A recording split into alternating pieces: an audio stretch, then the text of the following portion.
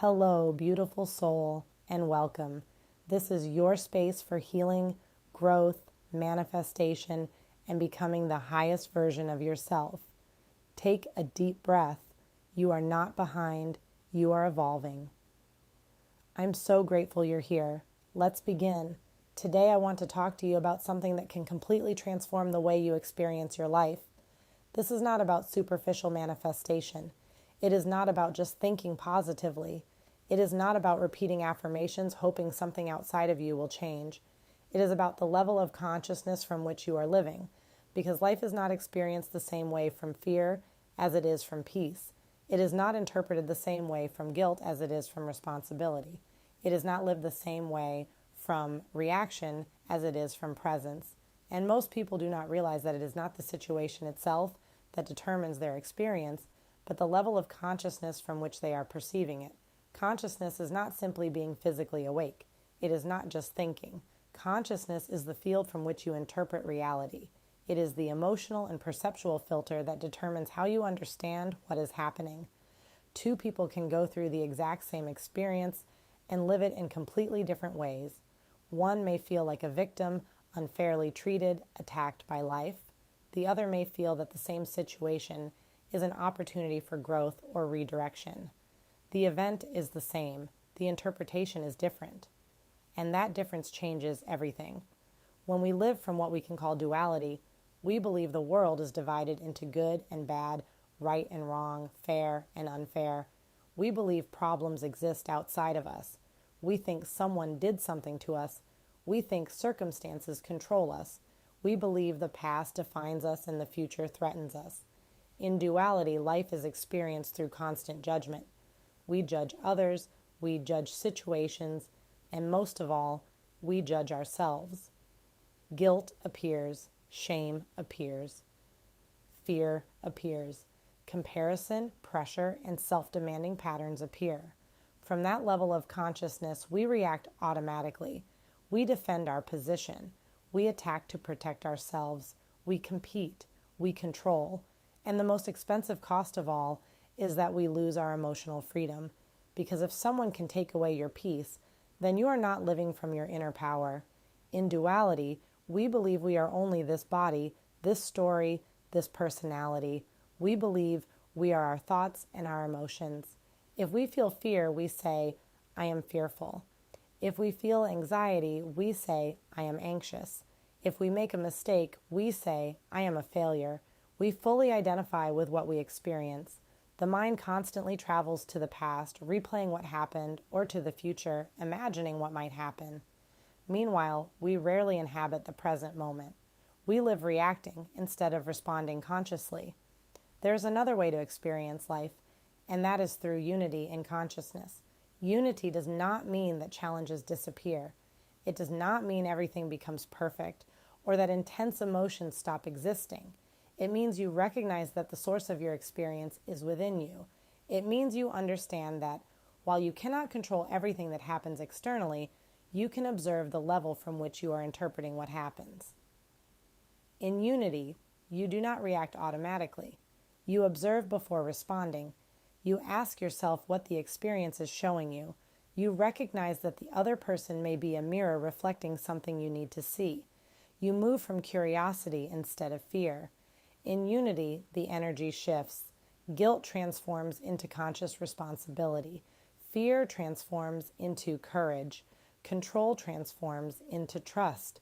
Scarcity transforms into the recognition of inner abundance. The primary declaration is no longer a limited identity. It becomes presence. Instead of saying, I am not enough, or I am a victim, you simply recognize, I am presence. I am awareness. I am the observer of this experience. And when you position yourself as the observer, you stop being trapped inside every emotion that arises. There are emotional states that contract your perception and emotional states that expand it. When emotions such as shame, guilt, apathy, constant fear, or uncontrolled anger dominate, your perception narrows. You see fewer possibilities. Your creativity decreases. Your decisions become defensive. You operate from survival. On the other hand, when you begin to operate from courage, neutrality, acceptance, love, joy, or peace, your perception expands. You begin to see options you could not see before. You feel more internally stable. Your decisions become aligned with growth rather than protection. This is not about denying so-called lower emotions. It is not about pretending you do not feel fear or sadness. It is about recognizing that feeling an emotion does not mean that emotion is your identity. Feeling fear does not mean you are fear. Feeling sadness does not mean you are sadness. You are the consciousness observing that emotion moving through your system, and when you make that distinction, you regain power, because if you can observe it, then you are not it, and if you are not it, you can allow it to transform. Raising your level of consciousness is not a dramatic or instant act. It is a process of continuous observation. It is beginning to notice your automatic reactions. It is asking yourself, in the middle of discomfort, whether you are reacting from fear or responding from presence. It is shifting your internal narrative. Instead of saying, "This is happening to me," you begin asking, "What is this showing me?" Instead of saying, "This is just who I am," you say, "This is what I am experiencing right now." That small change in language shifts your internal identity. Practicing presence is essential. Unity only exists in the present moment. The past is memory. The future is imagination.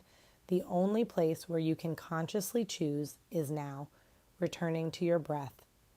Feeling your body, observing your thoughts without attaching to them.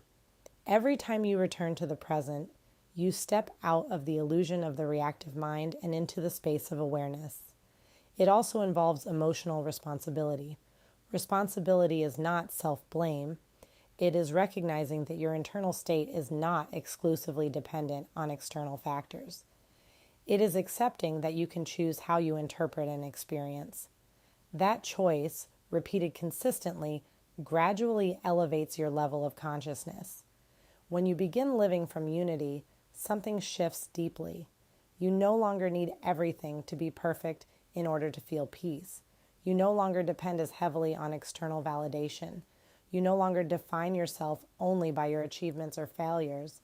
You begin to experience an internal stability that does not fluctuate as intensely with circumstances. That does not mean emotions disappear. It means emotions no longer control you in the same way. Life does not change simply because you repeat positive affirmations. Life changes when the level of consciousness from which you interpret life changes.